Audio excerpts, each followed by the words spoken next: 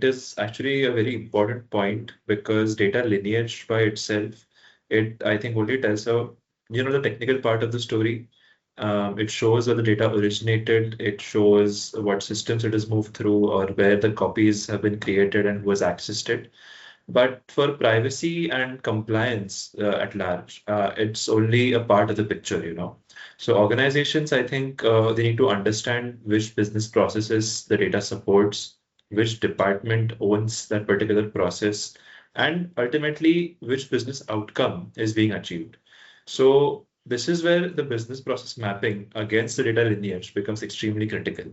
So just to give you an example, if there is a customer data flowing from a loan application system into a data warehouse, and then maybe it was going into a marketing platform, the lineage can show me how or where this flow exists, but it cannot tell me whether that flow is aligned with the original purpose for which that data was collected. So to answer that, I need the business context in place, right?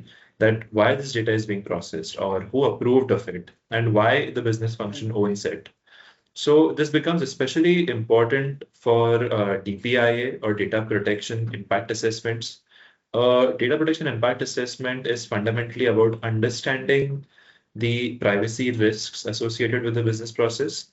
And to perform a meaningful impact assessment, you need to know not only where this data travels, but also why it is being used, who was involved, and which of these third parties that are there are receiving it, and what is the impact of a breach or misuse that could have on the individuals, if at all that scenario comes up.